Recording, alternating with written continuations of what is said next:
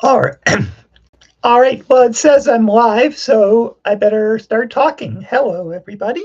Hello. Yay! Betty has joined us. Has had to do some neighborly arranging to get some um, rural. That's the word I'm looking for. Some rural internet. So way to go, Betty. Nice to have you along. And hello, Val. Nice to have you. How was your summer, both of you? I hope it was good. Um, mine was quite good actually. Let's see. I had a show obviously, so that's a big deal. um, at Station Gallery, which some of you guys may have seen. Um, I taught for a couple of weeks at Halliburton, and I don't know. The last few years I've been teaching at Halliburton. I've been really, really, really enjoying it. Um, the first several years, like especially when we had to mark, it was sort of white knuckling it for me because um, I mean I was learning how to teach. I was like trying to prep everything just perfectly, and now that I'm a little calmer about it, and I have some courses that I really, really like teaching. It's just like it's become. Uh, it's always been a joy once I get in the class, but it's been a joy just entirely. So yeah, so that was really good. Um, a couple of family crises, but nothing like dire, but stuff to deal with because Kim's godmother is in long-term care and her mom has health issues. So a couple of those in August, and yeah, and I know I was busy in August. I just can't remember on what. um, so so I've said hi to Betty and Val, and I see that Philip is here. Awesome. Hello, Philippa. Hope you had a good summer too. Um, Val said summer was great. It was first full-time summer in Halliburton, which is so good. Yeah, yeah. Um, and Val, did you take any courses or do you? Well, you can take them year round now there if you want to, right? So but you also were probably just loving like running and riding and all the stuff that swimming and all the cool things that you can do up there. So that's good. Um, I think the best thing about Halliburton, if you live there, is not having to drive to get there. Right? I mean, Halliburton's awesome, but trying to get to and from Halliburton from the city is like right? It's frustrating. So yeah, if you're there already, right, it's perfect. So hello, Annie. Awesome to have you along. Yeah, we did have a good summer. Thank you very much. And Philippa says summer was the best. I think we did pretty well in terms of not having, maybe it's just me. Maybe I was indoors and missed it, but not having too much of that really oppressive, hot and humid weather. It strikes me we had some hot weather, but it wasn't humid at the same time. And we had some nice, sort of more temperate weather. At least that's my recollection. um, so I hope that that's how it felt to you guys too. Hey, Lisa. Yay. Welcome back and welcome aboard. Yeah, it's great to have you back. That's so awesome. Yay.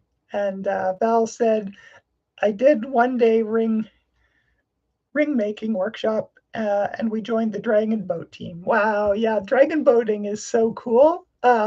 So do they do that on Head Lake or do they do it on like Head Lake's not that big, is it? So do you do it on a larger lake like Kinesis or something?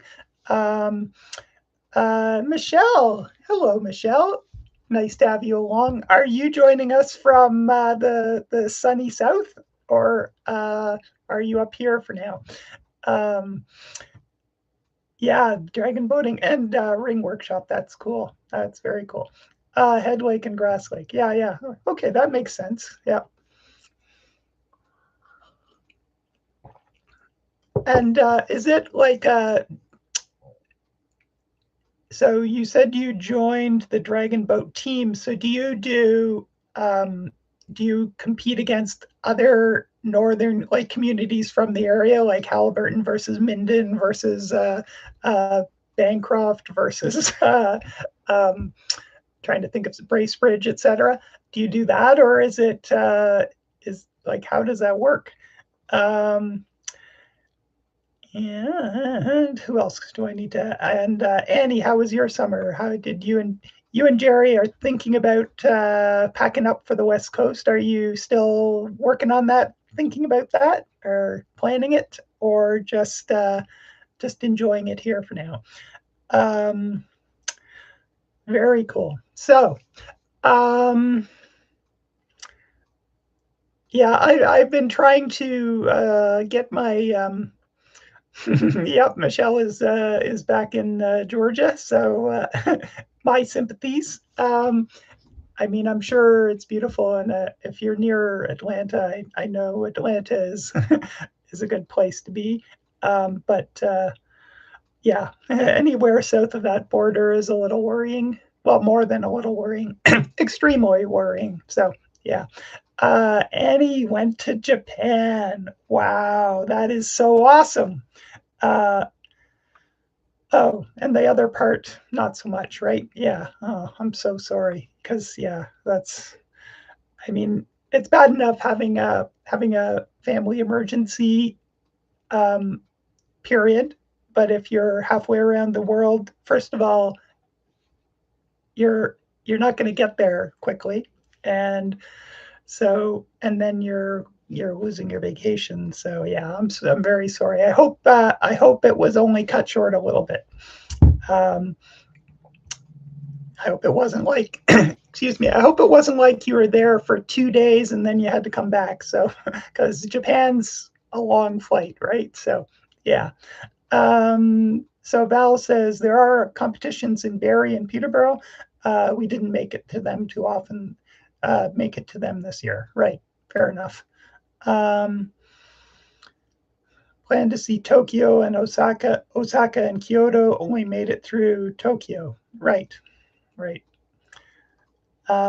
Maybe you should take the kids with you. Make sure. Yeah, yeah, I know, but just I know they're probably working their buns off, and they're probably also that would like quadruple or whatever your budget, right? So I get it. So, so I've been trying to get ramped up for the fall, and which is why I finally like I have to admit I was procrastinating doing the collage for the YouTube for this jam. So I finally like said, "Oh my God, it's like 2 days from now. I better do it." I'm the worst that way. So I did it, and then bless Rebecca, she got things, got the emails out. So yep. So I'm sure that once I'm up to speed, it's fine. I always struggle with switching. Like even if I'm like finishing teaching and switching into summer, I I'm at sixes and sevens for a little while, um, and my mood goes wonky, and then once I'm switched into it, I'm like there, I'm fine. And so I'm also doing that same thing now, but I am really looking forward to collaging. So I am going to switch to the overhead camera, and but if anyone has any fun things to recount from your summer vacation, if you saw any cool shows, um, that's great. Any art news is good, and just life news is good. So pop that in the chat, and I will switch the camera and start thinking about thirds. um, yeah, so I'm going to go black for a minute or two while I get it switched over, and then we'll be ready to play. All right, so as usual, don't adjust your set. It's just me moving the webcam over to this location. And I will probably need to tweak the view a little bit, so forgive me if it's not quite where I need it to be just yet. Let's see. That's not too bad. All right, but it's not quite straight then, is it? All right, I can just shove that, excuse me, I can just shove that over, so it should be good.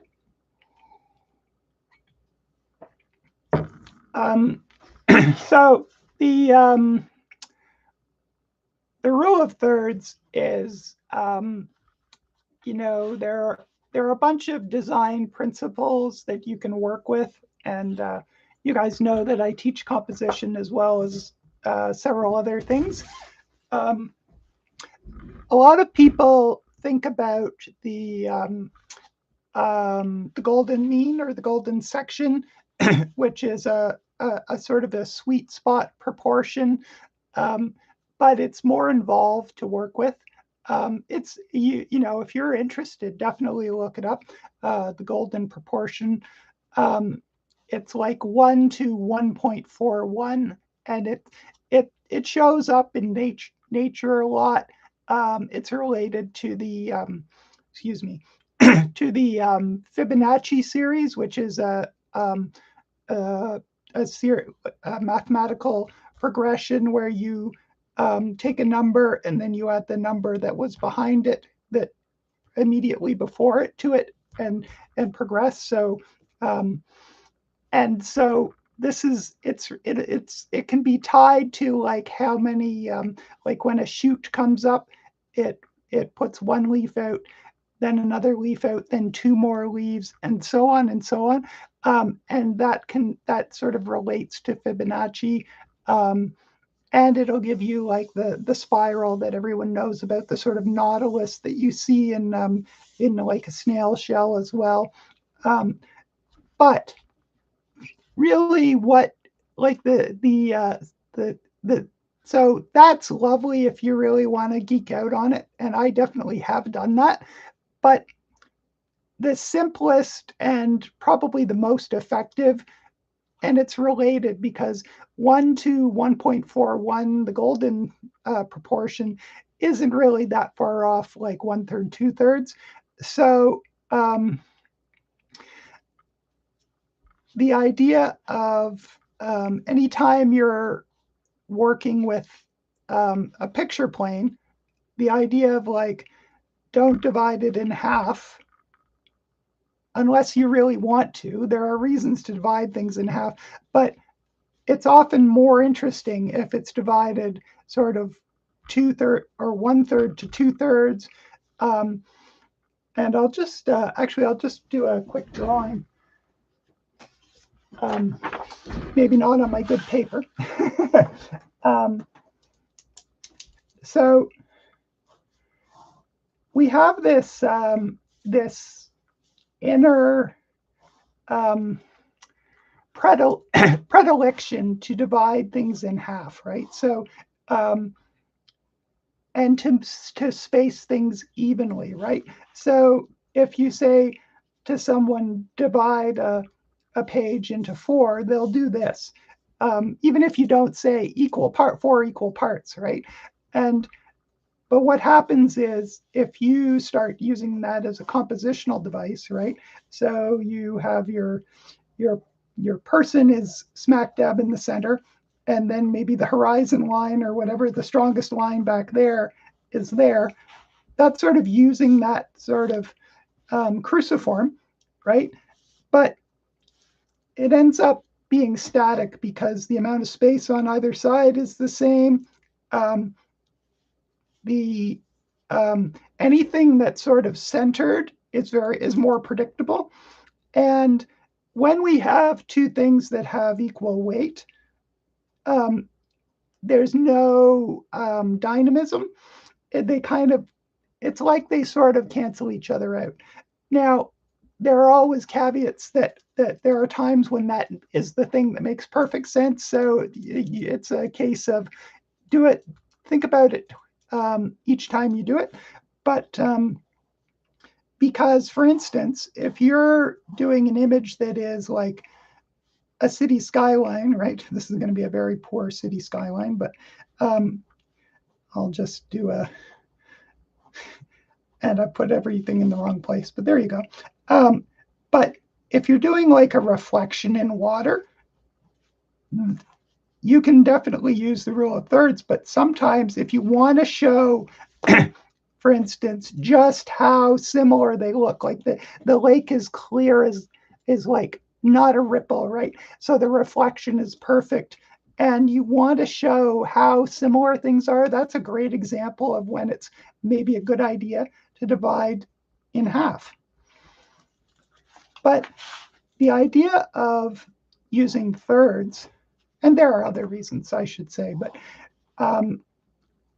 in fact, you'll see this, most cameras have a grid that you can put in that divides the space rather than in quarters into thirds.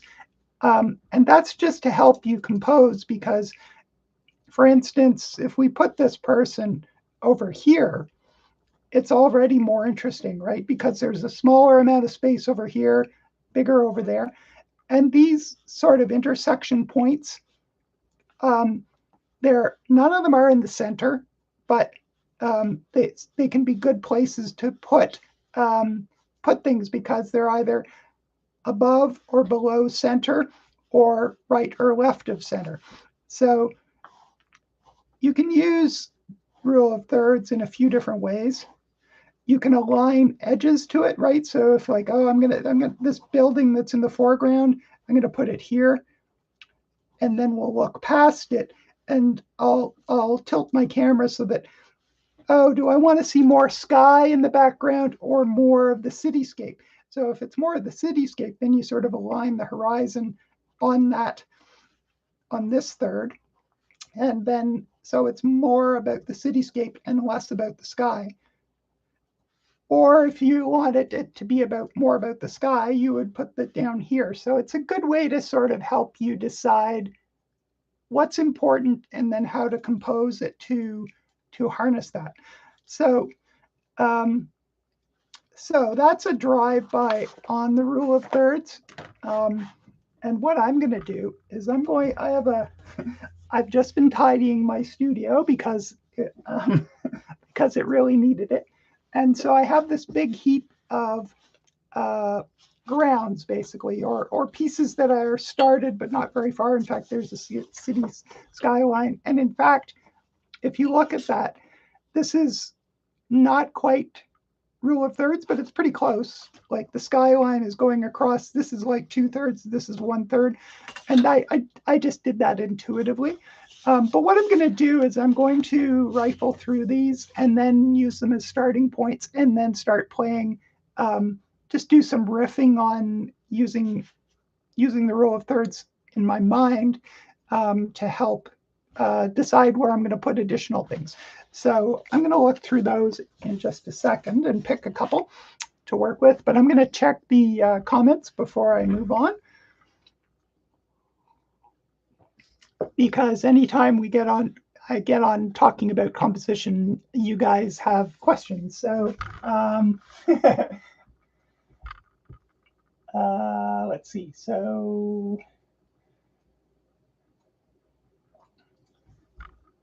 hello, Elaine. That's awesome to have you along.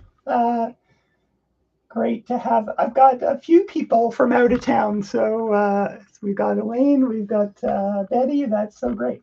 Elaine says, I took in the Joyce Whelan show at the AGO, which I've heard is amazing. I haven't seen it yet. She says if you've not seen it, she highly recommends it. And Philippa says, I'm taking another great line course. Great online course. Okay, right. Sorry, I thought I thought it was a course online, like the drawing line. Taking another great online course with Fiber Arts Take 2. Textile collaging. Ooh, I'll be right over. So yeah, that's amazing. All right, so no questions about rule of thirds. It's pretty basic, but it's really useful. So I'm just going to flip through my grounds, of which I have way too many, and just set out a few that I might want to play with. Some of my grounds are very simple. They're just something I started and then never got any further. Like that's just 2 pieces. Same thing. That's a little more complex, but not really that much.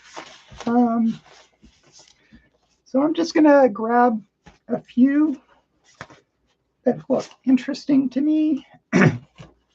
Oh, it might be this one. This one is pretty much divided in half, so it might be interesting to play with that. Play against it. I'm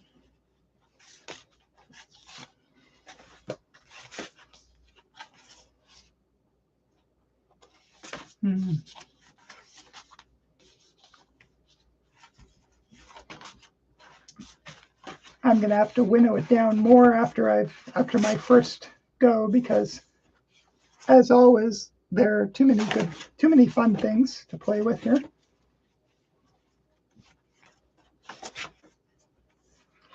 Sometimes it's just like this was something where I was peeling glued down strips off, and I thought, oh, that's really kind of cool. I'm going to hold on to that in case I can use it. I'll probably never get around to using all of these, but that's why I thought today would be a good time to try that. So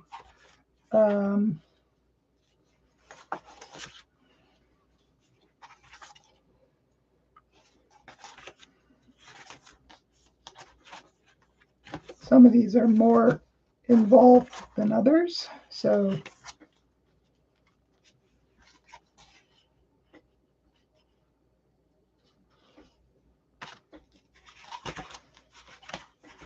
all right, I think that's plenty. Well, it's more than plenty. I'm not going to end up using all of these. I'll just pick one from the,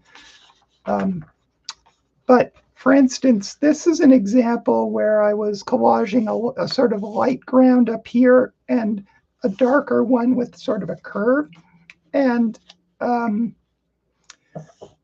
so it's not really quite 1/3, 2/3, but it's kind of in that ballpark. So it doesn't have to be always a straight line. It can be like, okay, well, that curve is around 2/3, right? So I will maybe play with that. This one was the beginning of a, from my poetry and collage course. I was trying to do blackout poetry with collage using different colors instead.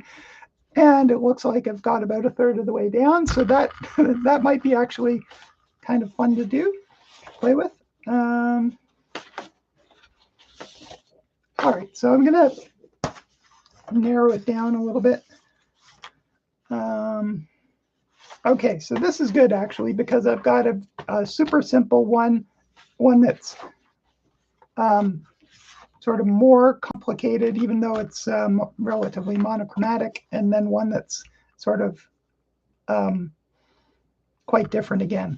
So I'm going to start with this one and I'm just going to grab some pieces of collage materials and just start playing, and I'll probably do a few minutes on this one, then put something aside, start on another one, and just see how it goes. So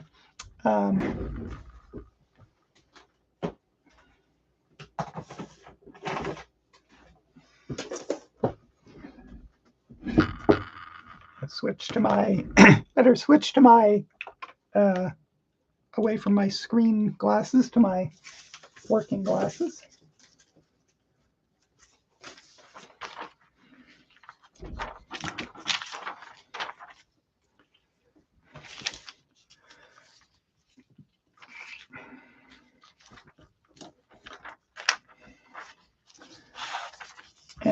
let's just get this party started. So, how are you guys planning on going about this? Are you just going to do some, like I'm doing some rule of thirds exercises, or do you have a collage underway that you're going to sort of use rule of thirds?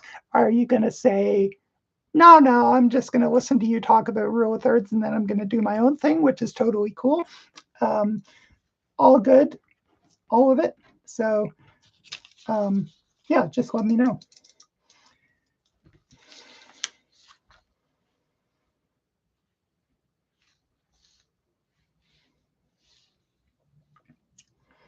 So here's an example.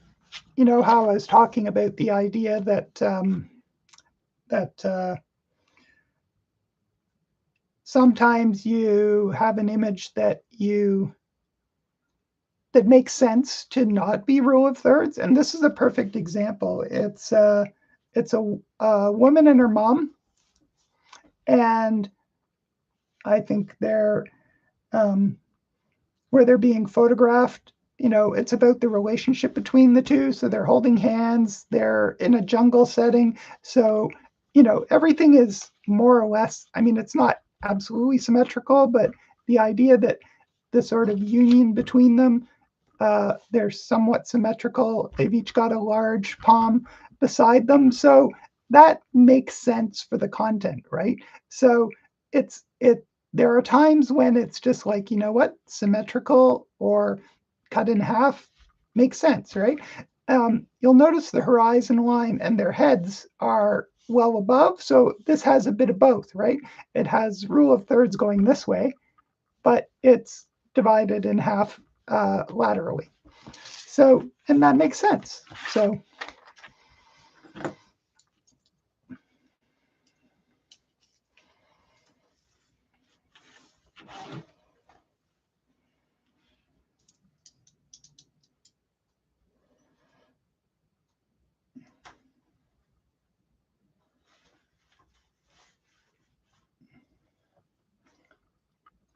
I'm just gonna,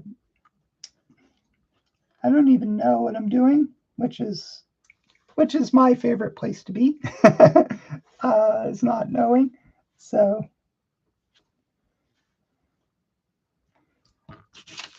I have the idea that sort of cutting this guy, not completely in half, but sort of partially might be interesting.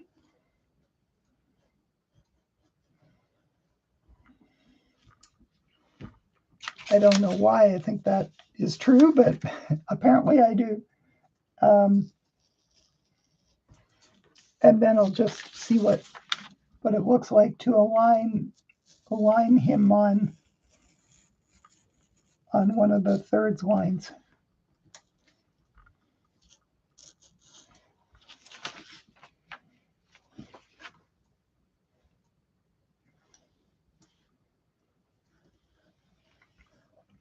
And so another thing that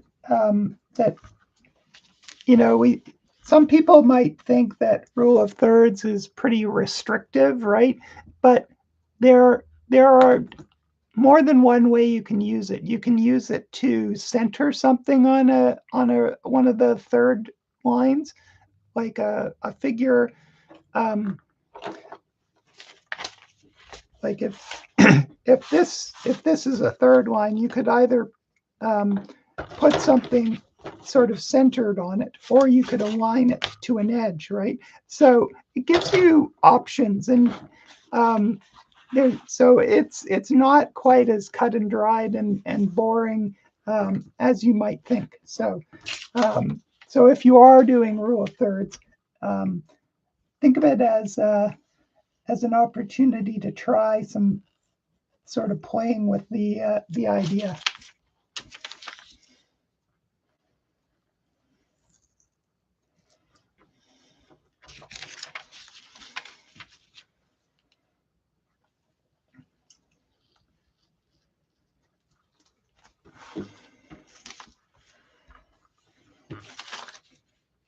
He goes. It's hard to tell where he ends in this murk.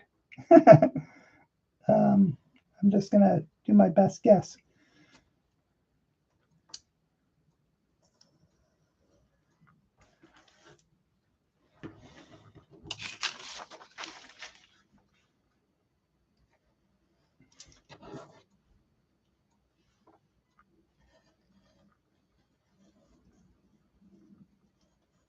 And because the pants are baggy, I'm sort of making up some edges, some details that I can't see, just to make it the edge a little more interesting.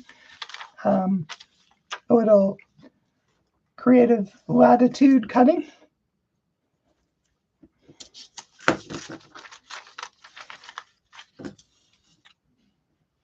All right, I didn't finish, did I? Okay.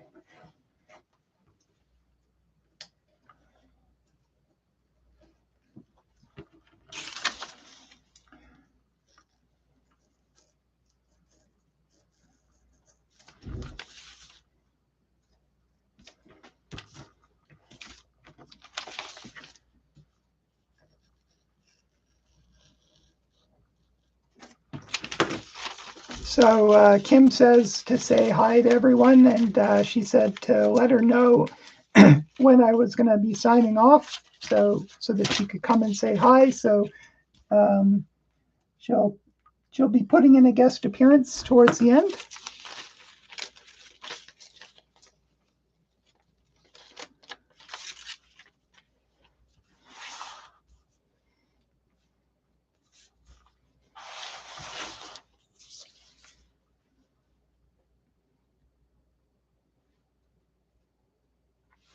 All right, so here's kind of a fun thing that I'm seeing here, right? Because this sort of jaggedly torn edge, this is more or less thirds, but this is a little closer to center.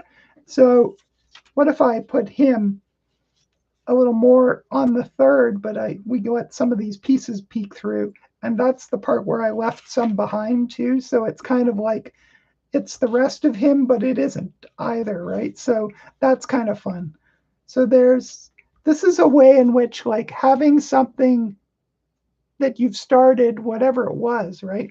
It means you're not starting from zero. So it's like, oh, okay, well, I've already got like a premise here, or not so much a premise, but because there's already something done, even if it's like super simple, it gives me something it gives me a head start, is basically what I'm trying to say, even though I can't seem to say it.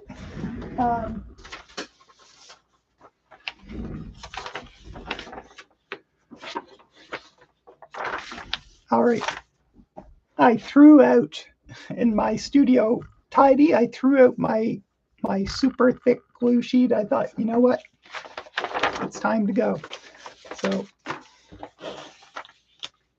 it had sentimental value, but it had too much glue on it. So, all right. So I'm just gonna. Well, I guess I can cut the bottom off afterwards. So.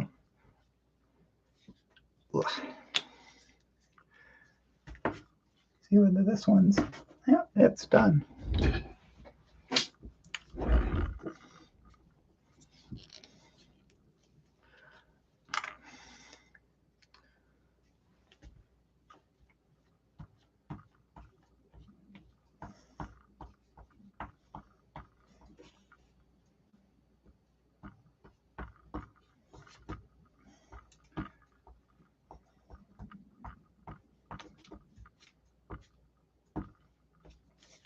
And so, did anyone do any collaging over the art over the summer? And ooh, I meant to do some vocal warm-ups, and I didn't. You can tell. All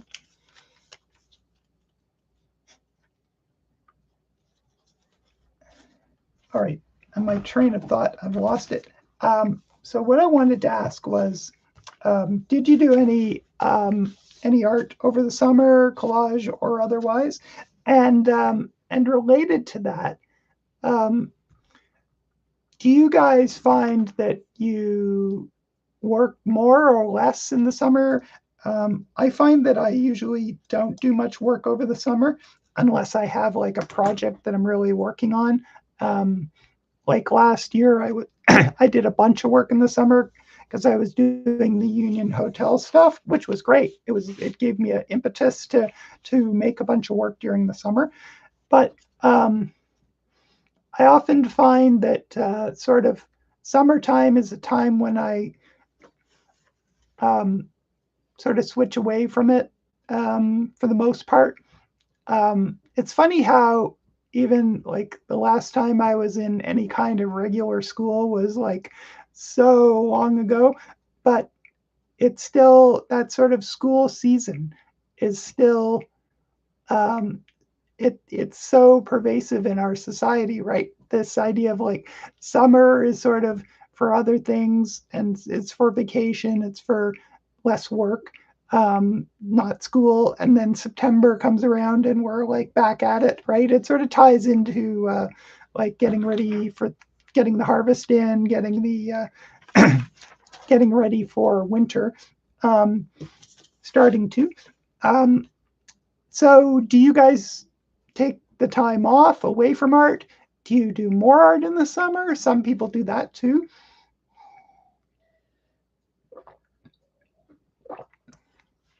I'd be curious. Or does it vary depending on the year?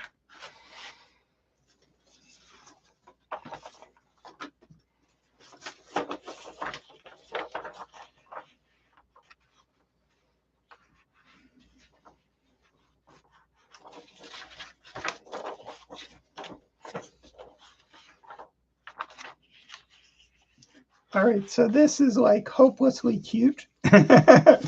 And I'm thinking that sounds perfect for this guy with his camo and his tie to have something hopelessly cute at his feet. So yeah, that's going to happen, I think. So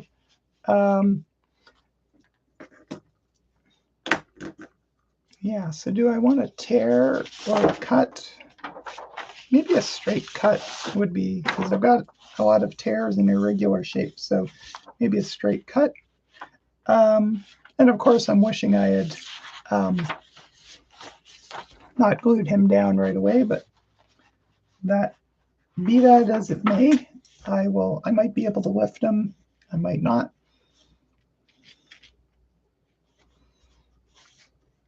So I think it's about there. That would make it about a third. I am not measuring my thirds. I'm eyeballing them. I hope that doesn't come as a disappointment to anybody. What is coming to as a disappointment to me is, where is my ruler? Not for measuring, but for cutting.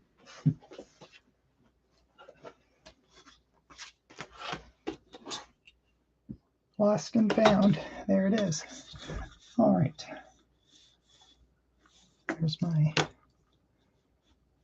tick.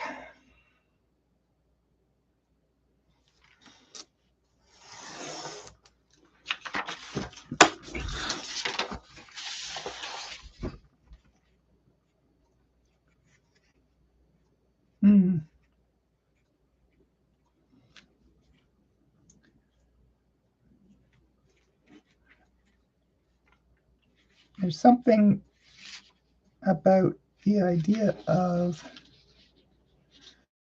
course, it's pink too. So I was thinking about cutting along this sort of zigzag line, which would be kind of fun for an anal retentive cutter like me.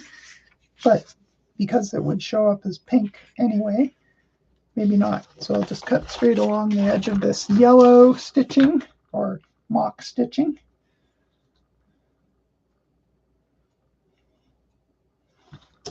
But I think having a little bit of a background showing through at the bottom would be nice. And maybe we'll go over here more. All right, let's see whether I can lift this guy or whether he's down for the count. It looks like the collage gods are going to be nice to me, so that's nice.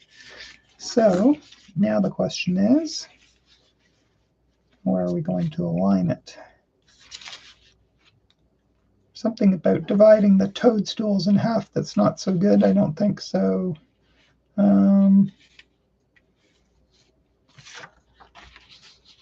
All right, so I guess makes sense that this is a repeating pattern, but it's annoying me that it's so regular. Like, so I'm going to try and defeat that somehow by what I use and where. And I guess if I do this, that should do it.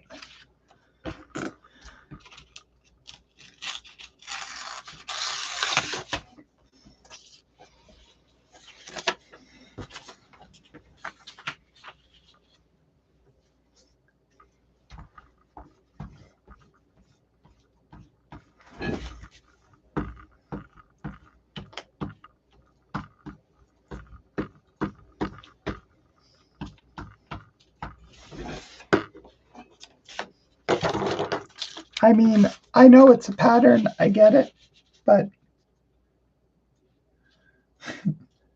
something about me wants it to be more sort of naturally random because it's an illustration of nature, but it's also a pattern.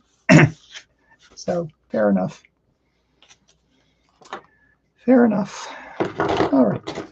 I'll check in with your comments in a few minutes. Let us know what you're collaging, if you are collaging, or if you're working on something else interesting.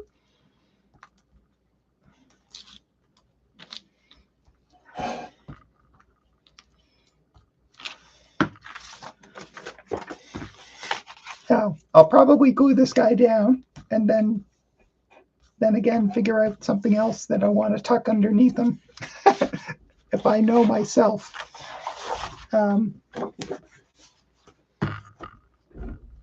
Okay, so already we're using rule of thirds, more or less. So I might think about, I'm going to put this one aside and start another one, and then come back to it. But yeah, I'll just see how that goes. But there might be other games that I want to play.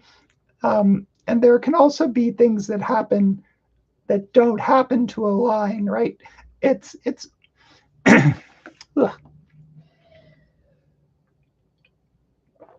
no rule is made to make you struggle, right? It's not made. It should be there to facilitate decisions. But for instance, having some kind of edge detail or some other thing that doesn't fall on a rule of thirds line, you can decide, oh, does it make sense to align it to the grid, or is it actually better not, right? So I think that sort of figuring out where the push and pull there is can be challenging, but it's also really good to not be too locked into being slavish.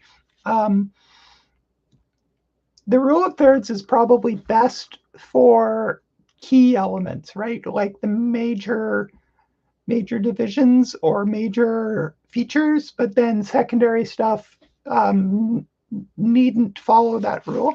So even if you're trying to use it.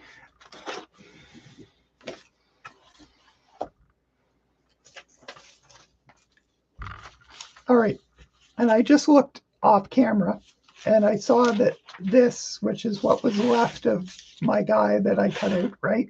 And it just happened to be laying over top of these guys. And I just thought, oh, there's something really interesting about the camo and the actual jungle that was really interesting. And this is this is my collage life, right? Is noticing these interesting connections. I'm also noticing like this out of focus. I think it's like corrugated metal doors or so, or light or something. But it's like I'm noticing the connections between the parallel lines in the fern and that. So, so it's like maybe they should line up together, right? Isn't that that's kind of fun right there, isn't it? So, anyway, yeah, I'm not going to go there for now, but it is kind of that is that is both the torture and joy of being a visually sensitive person, right? Is finding these things like that. So, all right. So this one.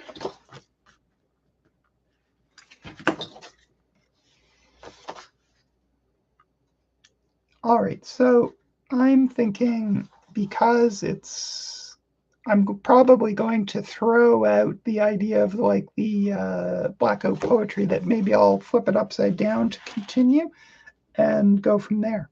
So,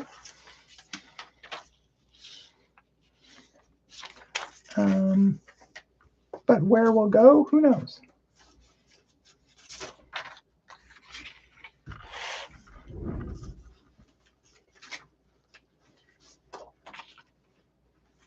I don't know why, but I've just pulled out my green drawer that has my green green collage stuff in it, and I'm just finding working with those interesting. So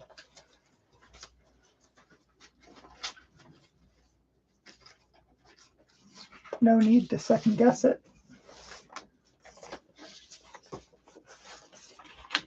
All right.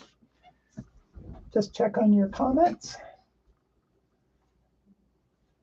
Hey, so Rebecca's probably been with us for ages now, but hello, Rebecca. I'm just catching up now. Nice to have you along. I was singing your praises earlier, saying that you're the reason we got we got our emails out. Thank you. And let's see. So Betty says, "What an interesting idea. Grounds. What sort of paper do you use mostly to glue these down?" So, I don't know why. Well, I guess it's because I come from watercolor originally, but I always use like watercolor paper, like not expensive watercolor paper. Like this is like $1 a sheet, and 9 by 12 is the size I like to work. But the reason is it is acid free, like it's an art paper. So, but it's also relatively inexpensive and it's relatively sturdy.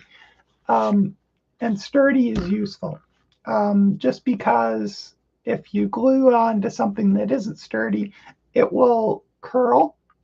And of course, you can get around that, right? But and it like this will curl sometimes too if I use enough glue and so on. But it gives it some stability. Um, if it does curl a lot, like you end up with like a piece of art that's kind of like this with the image here, just a sponge that is only very slightly damp, dampen the back of it, let it soak in a little bit, and then put some of your favorite art books on top of it and leave it overnight and it'll be flat. So, but so that's why I use that. And most of us, I think, when we're starting out art, we think of, oh, well, I want to do a picture of X, right? So we go looking for stuff to make the tree or the person or the bird, and then we make the bird, and then we go like, oh, right, the bird needs a context, right? So um, having grounds around, like I'm sort of used to the idea of like, okay, what should go behind whatever I'm doing? So I'll start with that. But that also means because I start more than I finish by a long shot, that I have things like this sitting around, right? Where I think this was going to have a figure on it, and I never got to the figure. But I built this nice ground, so now it could be used for something else. Um, Painters will do the same thing. Like, um, it's pretty daunting looking at a big canvas that is, or a panel that is like pure white or unprimed. Whereas if you paint some interesting stuff on it that isn't the idea of actually doing a painting yet, but it's kind of like getting something down. Sometimes people will use their old, like they'll be painting, they'll be doing a painting session, and when they're done, they have paint on their palette, right? And rather than like, it's like, oh, these are interesting colors, but I'm done painting and I don't want to like try and keep them wet, like cling wrap over my palette or whatever. So I'm just gonna like swap that onto like a new canvas, and then when they come to do a painting the next time, oh well, that sort of green ground with all those other sort of earthy tones that I threw down on it, that's a great place to start, right? So these are the collage equivalents of that. So um, it just gives you that head start. Um, Betty says she did 2 art collages for friends, so I guess we're speaking of this summer, who have seen my intuitive work that informs me. Um, so they gave me a question like, what information does Heather need to know at this time? I collaged it. I love that. I love that.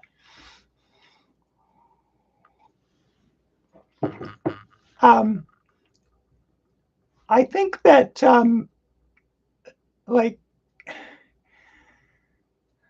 all art is a great way to sort of get in touch with different parts of yourself, or to investigate it, or to think about it, um, or to, because you can write, you can think, but when you work with visuals, you see it, right? So, and this is why the whole idea of like people who have never done collage in their life may have done vision boards, right? And that's that idea of like, I am going to make a board full of images that speak to me about the life that I want to manifest, right?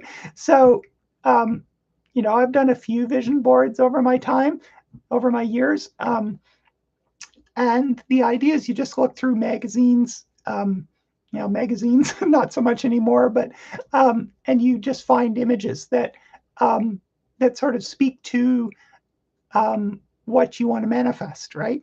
And just by placing them together and putting them somewhere where you encounter them means it helps you start to shift your life in that direction, right? So um, And so that's sort of like the vision board idea. And that's sort of with capital T therapy, right?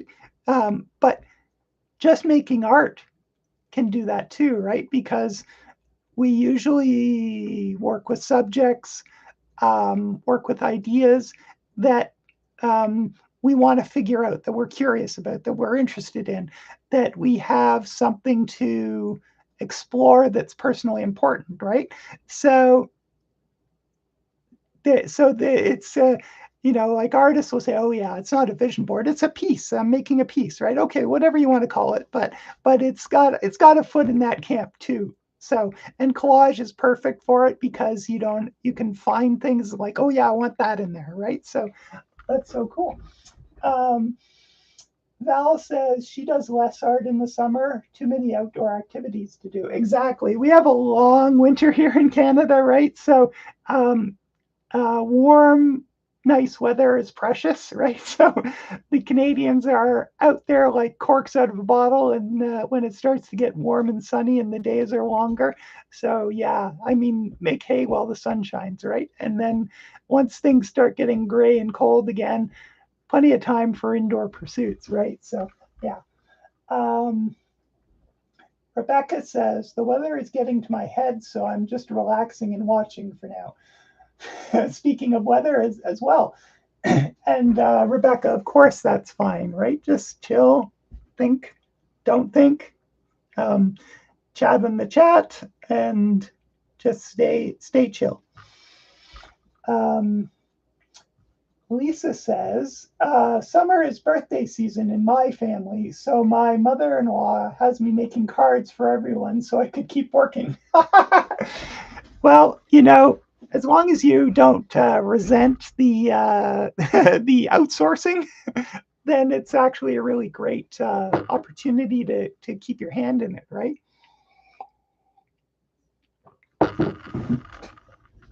And Lisa also says, today I'm sorting my 1.5 million gel prints into color stacks. Yeah, so I have a lot of gel plate prints, and I wish I had even more because I love gel plate prints. But in fact, here's one that, and in fact, I've got a few in my green drawer apparently. So this was just, you know, that's a nothing. This was kind of pattern oriented, but they're both in the green drawer. This is sort of a very subtle green, but I figured, well, we'll put it in the green drawer. But that means that I've got like these that I can also play with, like photographic things or pattern things or painted things. Or pattern, there we go. So these are all in my green drawer, right? So I could do a really interesting collage that was just greens because I've got this diversity of things in there. Like this was a wreath that I cut out to put on a present, but then didn't end up using, so it's in my green drawer. So yeah, so organizing them by color, I think I'm a big fan of that because it means I can reach for any sort of green in my green drawer, and it also makes like sorting and putting away easy, which is I trust me, in my studio that is a real blessing. So yeah. All right, so that gets us caught up on chat. I need to catch up on water.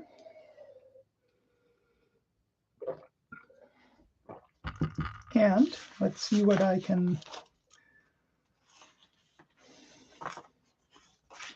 what comes to mind for adding to this one. I think the other one was easier, this one to sort of put something on because there was less involved on the ground. This one already had sort of a direction, so that's fine. There's nothing wrong with that. It just means that that it takes a little more thinking as far as what's going to go next. And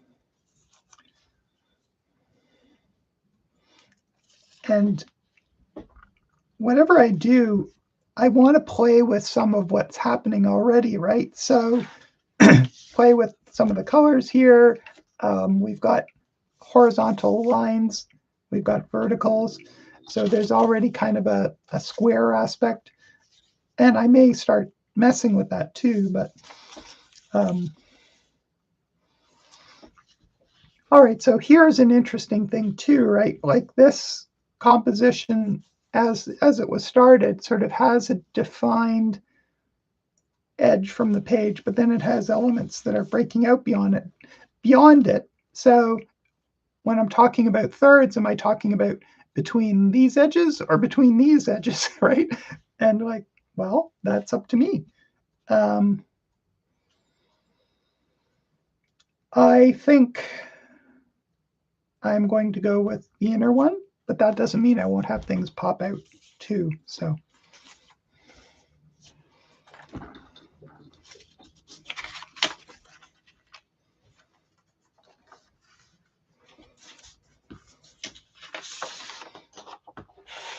I feel like it needs a thing or two to strongly take it excuse me, strongly take it away from where it was going before, just to free up my mind. So I'm not sure I know what that is yet, but I'm going to give it a whirl. I just last night I put away. I had done some test prints of some of my collages, as large as they were going to be. So this is just a tiny piece of a much larger collage, just to see how the scan was looking. So it's like, so what's here, these edges were probably this tiny when they were made, but now they're huge. And I just think that there's something interesting about these cuts, because these have cuts, right? I'm collaging with a piece of collage, right? So there's something fun about that. And I'm thinking that if like this is a fairly strong horizontal, so I might use that as a thirds line. So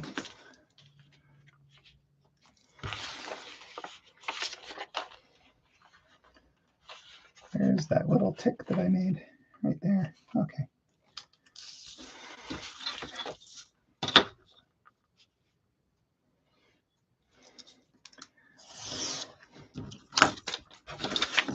At my show in Whitby, where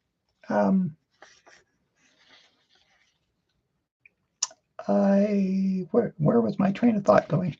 Oh, right. I did a sort of a central collage sculpture using old prints, old large prints. And it was very strange doing a collage with my collages, right? It's kind of like it's getting further and further away.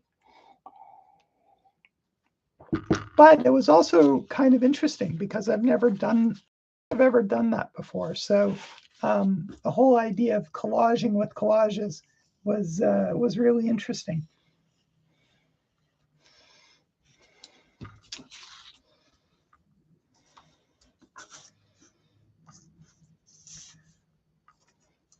Right now, I'm just sort of picking somewhat arbitrarily some edges to play with.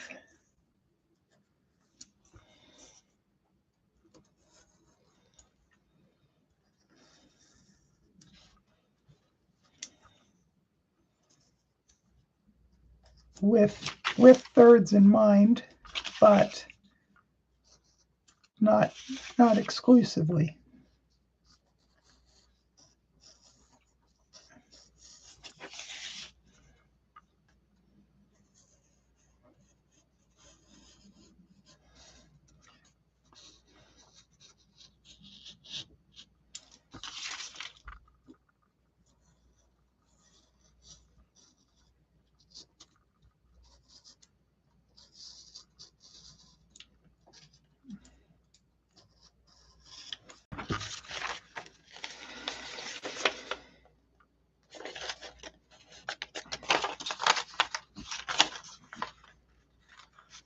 I'm having to flip it over to see where my cuts are.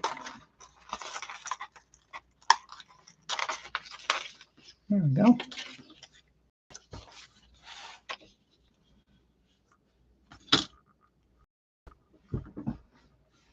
So my thinking here is like this is now sort of more or less thirds, and then this is on a third, and now technically not, right? Because but if you sort of average it, there's a sort of a strength on the third, so that's kind of fun. So I'm going to glue that in, and if I can find my glue sheet again, and I might flip it back right side up again. Not that really there is a right side or not, but flip it around and see whether it looks more interesting. I've noticed that because I'm left-handed, I often have things stronger on the right-hand side. And I think it's just because I'm left-handed. For instance, when I do, like, I use full sheets of paper, lined paper for grocery lists, and I do sort of a column for that's like this day, and then then I'll do another column for the next day. Most people would do it left to right. I do it right to left, which drives Kim nuts. She's like, why are you doing it this way? It's so illogical. And it's like, well, no, it makes more sense. You start over here and then you work your way over. It's like, I know. But, and likewise, I think I like stuff that that is stronger on the right-hand side, whereas I think most people probably go the other way. But there you go.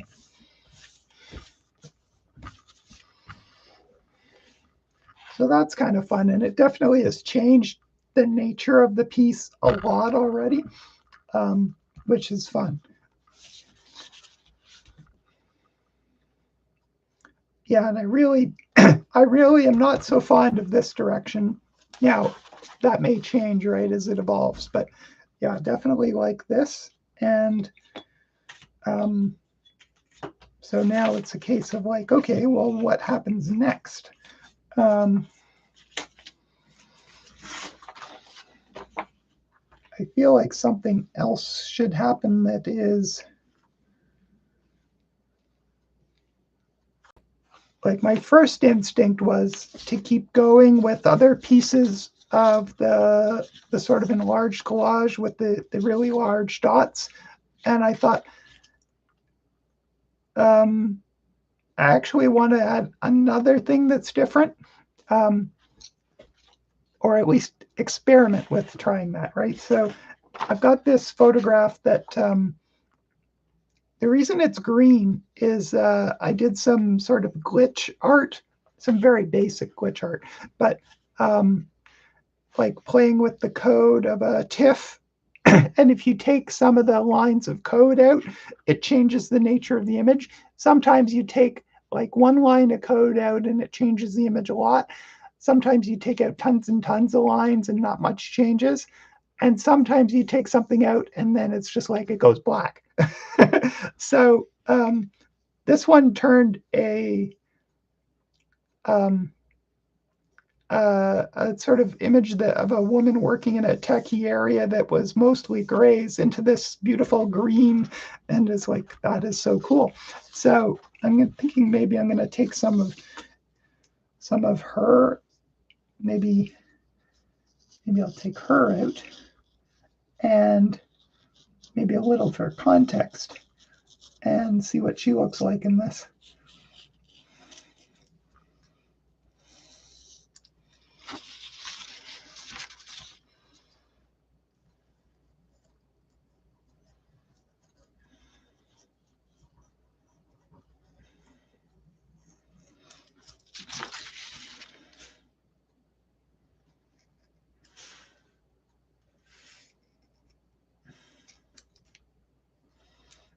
Oh, right, because that was, I was thinking, so why was I doing that to images? And then I remembered it was for an earlier collage jam on technology. So I think that was this spring, wasn't it? So so it's a picture of a woman in a very sort of tech environment. She's working with all kinds of electronic tech, and I was messing with the file to create something, do a little techno messing at a very basic level.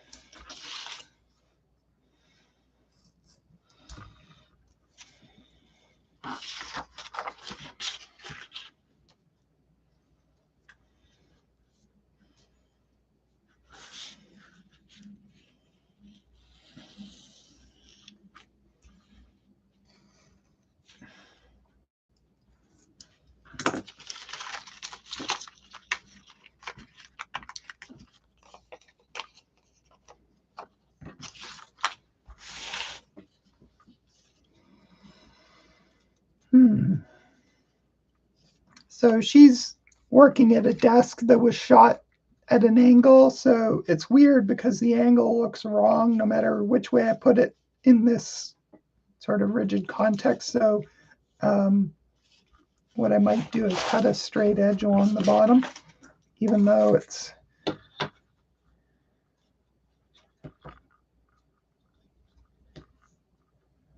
think it'll just, I think it will help it sit better in this environment.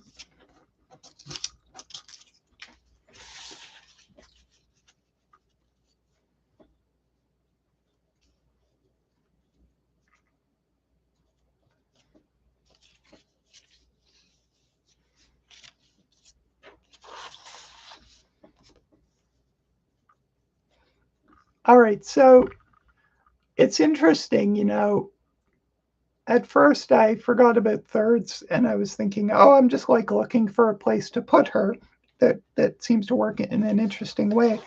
And what I was finding was that I was putting her like I've got this sort of on this third, and I was finding no matter which place I was putting her, I was thinking about this third. So it shows that that thinking this way is sort of at least partially integrated into my head already. It doesn't mean that it's you have to do that, right? It might be more interesting to sort of pile her up on top of the existing already heavy third, and then find something else for here. But I do think that centering her is not a good option, no matter which way we go. Like that doesn't look right. That's partially because of what's there, right? But I think she'd be happier either over here or over here. And that's basically, those are thirds, right? So, and we've got these thirds this way. So I could think about, oh, like, should she sit in here? Or should she sit here? Or maybe on this edge in front of her head. So you can see how, like, that sort of centered is the least interesting. It kind of makes sense because it's got this quiet area around her, but she looks better in the composition either side. Probably this side because of this color is strong. But yeah, it's going to be interesting.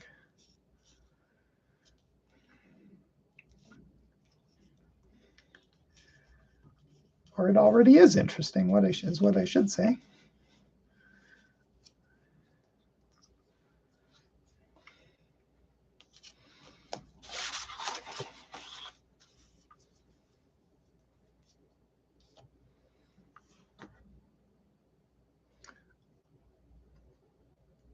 And interestingly, now I'm liking it this way. And so I think that's where I'm going to go next. And so I could cut her hands off or this part of the photograph off, but I think it's actually nicer. It kind of echoes these breakouts, and she's on the third, so I'm going to go with that. And oh, I think I'm almost out of this glue stick too. I was using some very heavily used up, mostly used up glue sticks apparently. But that's good. Part of my studio cleanup. I'm using old collages. I'm using glue sticks that need using up. It all goes with my sort of cleanup theme for the day. And my rule of thirds. So, all right, so there's another one that's a little further along. So I've done two that are now have had stuff added to them, playing with thirds. I have the feeling, and maybe I'm just being precious, that I don't want to work with this one. So I'm going to set that aside. Maybe I'll pick a different one.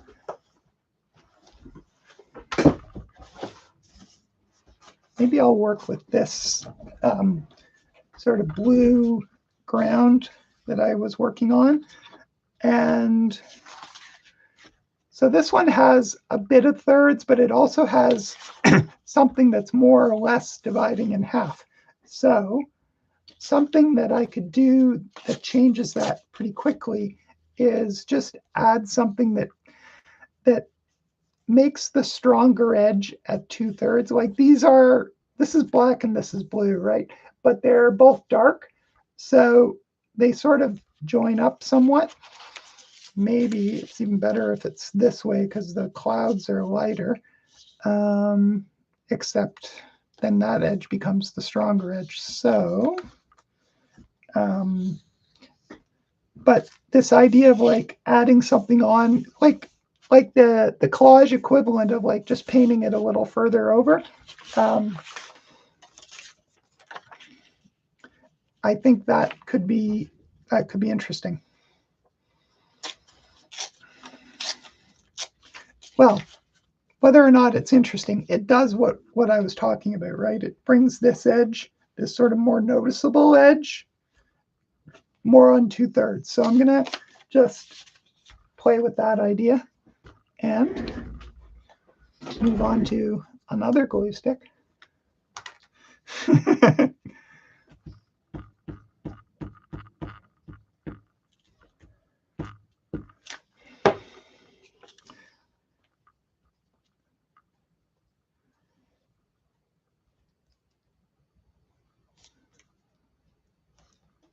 So,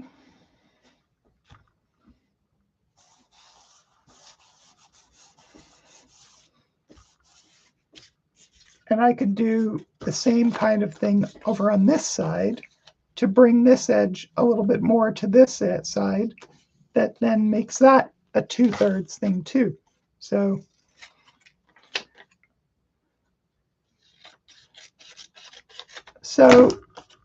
where those were more about composing, this is about like, okay, well, what can I add to slap this into 2/3 into rule of thirds land without really much thinking about what I'm putting down, but it will change where this piece is, and it might. So those were more sort of intentional, and this is more just like, okay, well, what will it take to make this a little more rule of thirdsy? And then it might be interesting what comes of that. But this is more sort of like slapping something down and taking a look, whereas that was like more about placing. And both, I think, are valid ways of working. So now I've got a stronger edge here, even though this then is lost. And then I've got another edge here. So now, now what I'm going to do is, I'll tell you what I'm going to do as soon as I figure it out.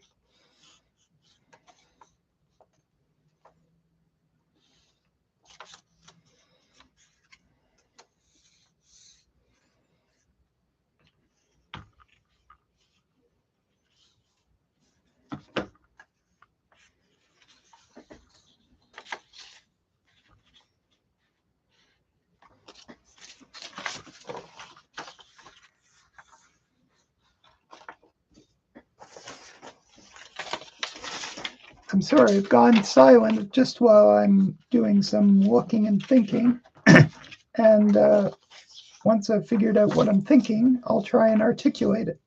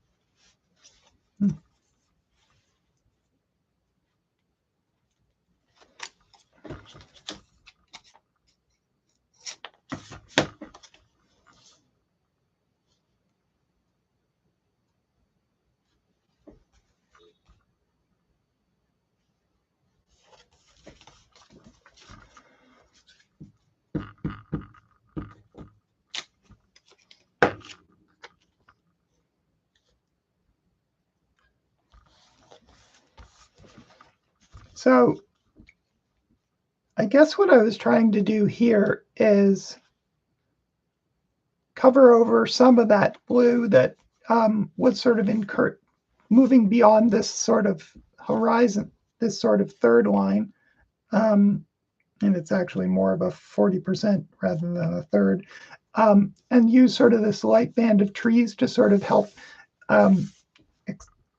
accentuate that. I think maybe it'd be interesting if it had something shooting all the way across that sort of raised that up a bit, or maybe not all the way across, but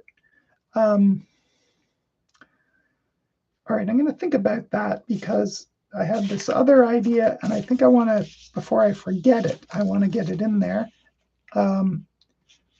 And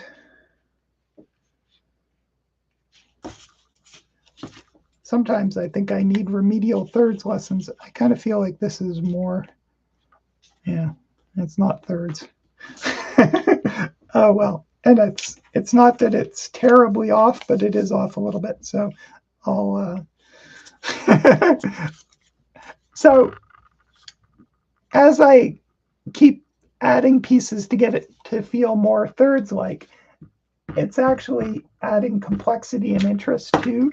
So I'll take that as a win too, right? So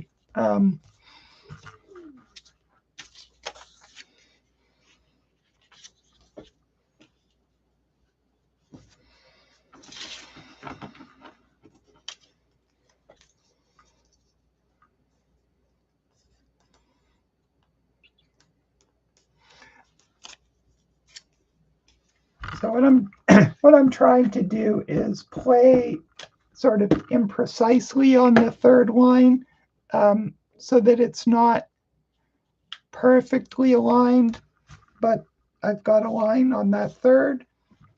And I'm also going to do something down here that maybe with this, that that still feels like the clouds in terms of colors, but will change at that third line.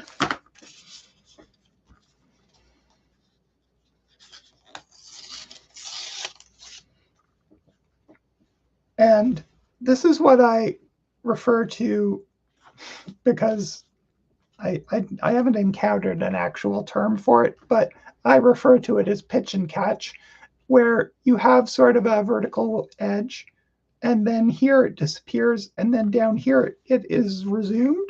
So what it ends up doing is if your eye sort of notices this edge, it notices that this aligns to it.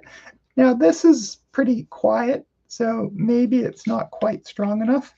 Maybe it needs to be more like this piece, so maybe that's what I'll do.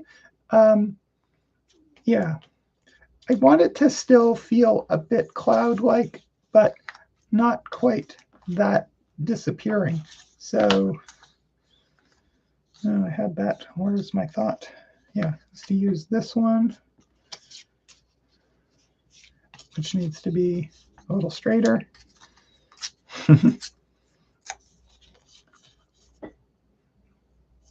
So, because anytime you have an edge that or a line that your eye travels along, and then it's interrupted, but then continued, we get a sort of dopamine hit from noticing the alignment. And it sort of says to us that there's a little bit of planning or organization involved. Something that designers do a lot is use a grid to organize visual information, right? So you might have a small picture at the top, and then the text that begins below it aligns on an edge, right? So that there's a sort of sense of order. And that's another way in which you can use rule of thirds to create. Now, this is a pretty a busy kind of collage. It's got a lot going on in it, and it's getting busier as I put more on it, right? But when you have these things that sort of telegraph edges, then you have a bit of that sort of pitch and catch. I feel like it needs to come over just a little bit. And I think maybe a little broken up like that is good too. It's not too gridded out. It's sort of using it loosely rather than super,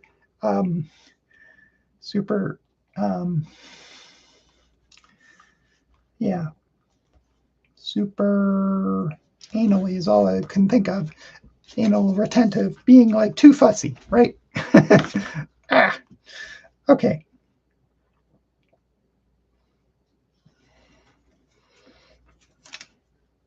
So it's always interesting to notice, like, these edges are also very strong and they're not sort of on the thirds. So, not sure whether that is something I'll want to fix, quote unquote, or not, or let it be.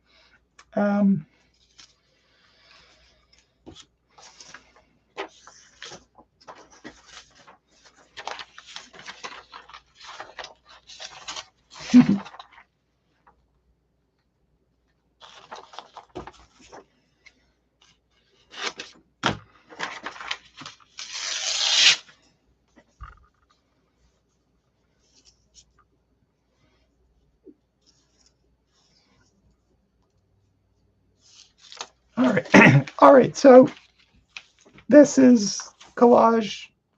What? This is the way things happen. I think, oh, maybe I'll put some text down here.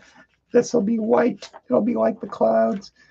And I flip it over, and it's a picture of a woman emptying her purse, and there's all this stuff on the ground. And I'm like, ooh, that's just too much fun. And this sort of torn edge feels cloud-like to me. So, so I just think, all right, I just have to go with that.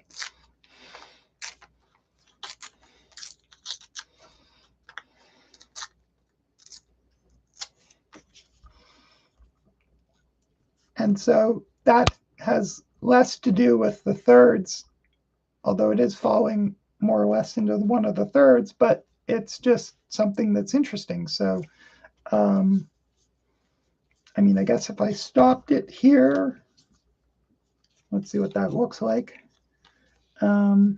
It could be like that,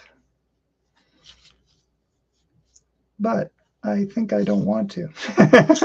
So it might be one that sort of breaks the pattern.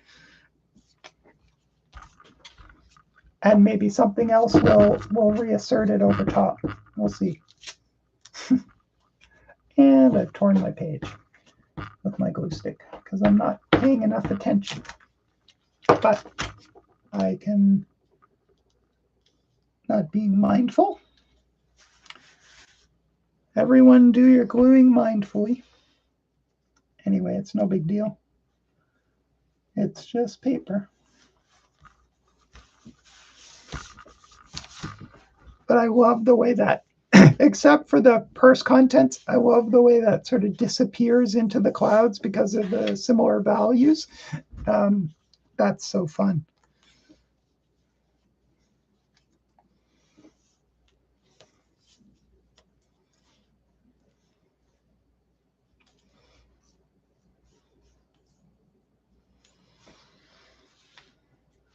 All right, I see I'm running out of time already, again.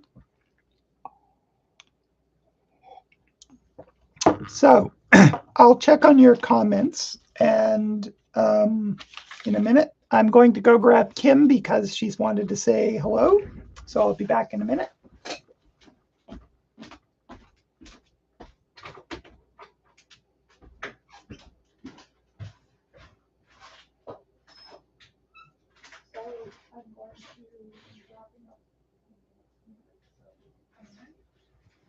I still got the overhead on, so coming like a minute or two.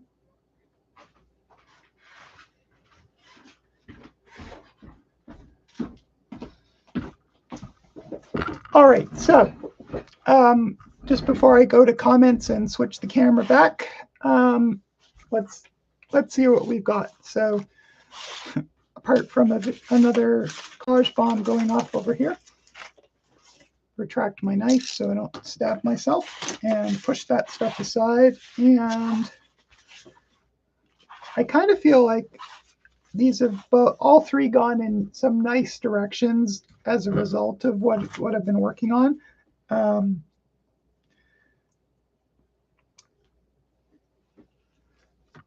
And it's interesting. This one's, I only added a couple of things, so this one's still very simple. It's kind of like Beaujolais, right?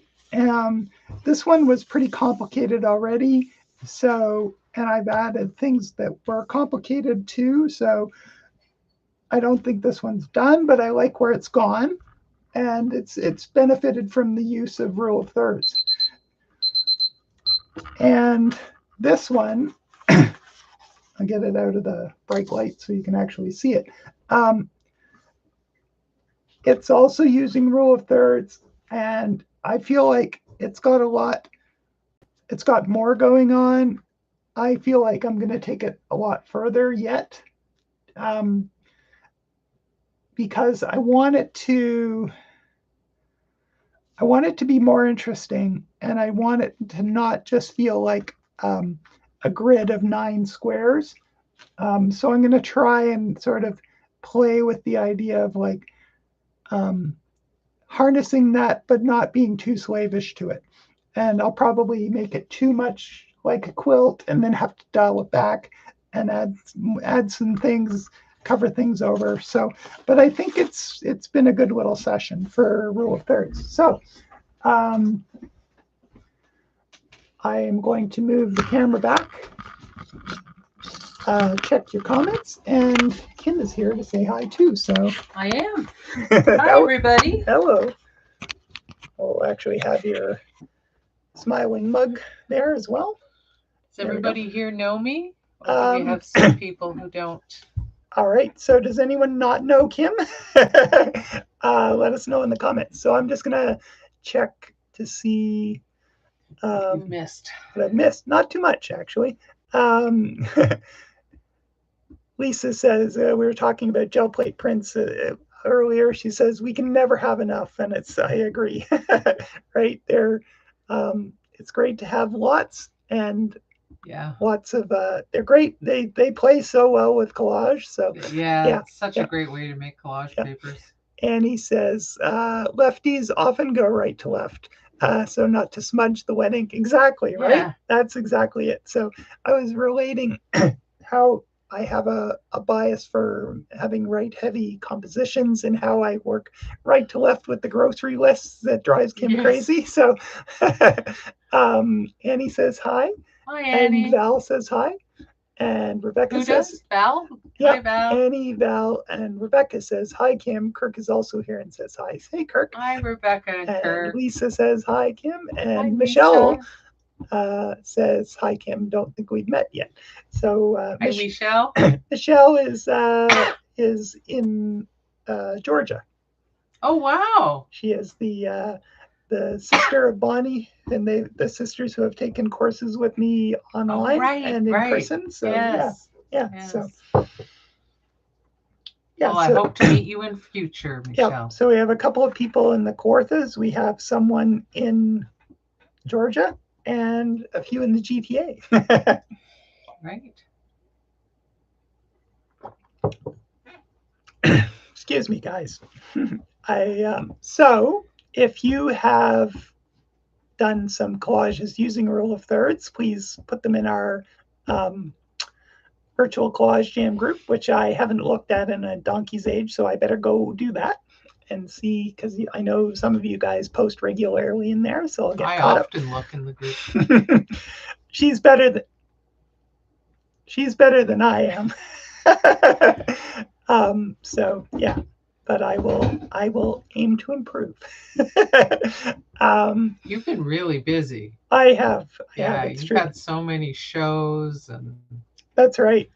Things. I was trying to remember August, but I did do a pop-up that I forgot about already. Pop-up show and some other things. So yes, I have been busy, but I can definitely go to check it out. So I have posted, as the email mentioned, I posted all of this term, like through till December, the prompts So if you're if you're the kind of person who likes to look ahead and think and plan, then they're there, and you can start scheming now if you so desire. You have to keep her busy because I'm going away for a few weeks. That's right. In the fall. So I'm going to now turn it over to you, Kim, and tell us where you're going. I'm going to South Korea. For how 3 long? weeks. For how long? 3 weeks. Starting when? 20th of October. Yep. So a little less than a month. Yeah. Yep. And why are you going to South Korea, Kim? Because I really want to. No, it's a culture that's it's very exciting what's happening. Probably some of you are at least aware of the K-dramas on Netflix and things like that, and they've been doing incredibly well in film, winning an Oscar a few years ago. Yep. And music, just incredible developments in music, and their history, which has been very, very difficult, and they miraculously climbed through sheer brutally hard work, climbed themselves out of being a literally a third world country, like oxen pulling carts. That's what they were in the 60s. And now they're like living the future. Yeah, they're one of the most technologically advanced countries in the world right now. Everyone I've heard who comes from North America and goes to Seoul, South Korea, says, oh my God, they're living in the future. They're so advanced. Yeah. So those are perfect conditions for a culture to just explode in the good way, as opposed to some other cultures we can think of that maybe aren't exploding in a good way. So so I just am really excited to be there. I'm fascinated by their language and history and culture, and I'm excited to be there at this moment. Like how often do you get an opportunity like this to be there when things are really cooking? Yeah. And you're going to meet someone on Instagram has hooked you up with a curator there? An artist I know has introduced me to a curator, so I really hope we can get together. And I know someone else, another Korean Canadian who's going to be in Korea at the same time. Right. Wow. And so there's the possibility we'll meet up for coffee. It's just kind of nice to, when you're like, I love all the newness, but it can be very grounding to just have a few connections. Like someone from home to meet up with. Yeah, that's such great. And art people. Art people are my home, right? Like when we did our year off traveling, which was ages ago now. Everywhere we went, when we found the artists, we found that we felt at home, right? So because like they think, and they think the same way we think. Their hearts are big, their minds are active, right? So they're curious. Curious, open, interested, right? Yeah, exactly. And that was the case in everywhere in the States, like at least when we traveled there.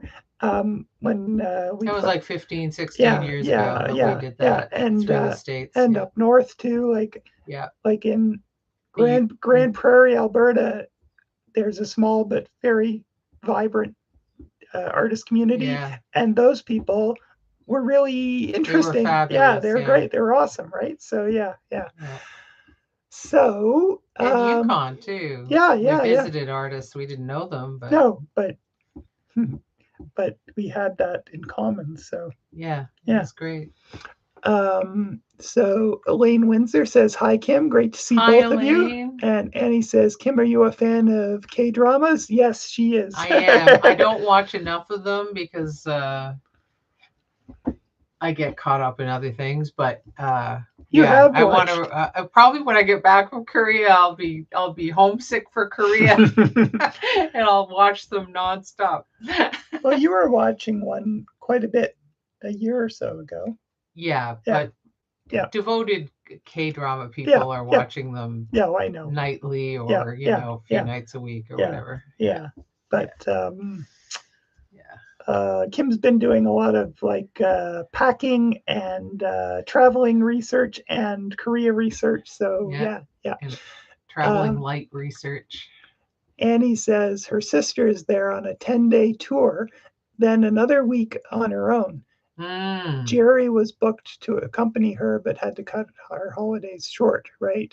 She loves it so far. Yeah. Annie was in Japan. Oh my God. And had to come home early.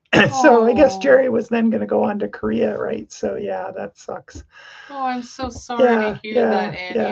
I hope you can make up for that in the future, because exactly, right? Because that's too special to not get back onto. They got in the Tokyo leg, but not Osaka and Kyoto. So, right. Yeah, those are the three most.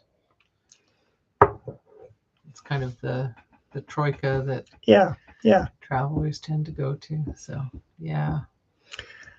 So I hope you guys have enjoyed collaging. I've enjoyed being back with you guys, and post some stuff in the Collage Jam group, and I'll see you in a fortnight. And if I just look at my, I didn't put it in my calendar yet. I'll look at my Virtual Collage Jam page, and whatever the theme is there, that's what we'll be doing. It's always good to be prepared. Yeah, exactly. Annie says it will always be there. Right. Yes. It will. Yeah. And she says, thanks, Kat, and safe travels, Kim. Thanks so much, Annie. Yeah. Oh, you're gonna have a ball. So, all right, guys, take care. And Lisa says, see you then. Yeah, in 2 weeks. So, which I think is into October already. So that's crazy. I know. So we're not going to think about that. See you in the Virtual Collage Jam group. Exactly. On Facebook. And meanwhile, keep on collaging. See you guys. Take care. Bye-bye.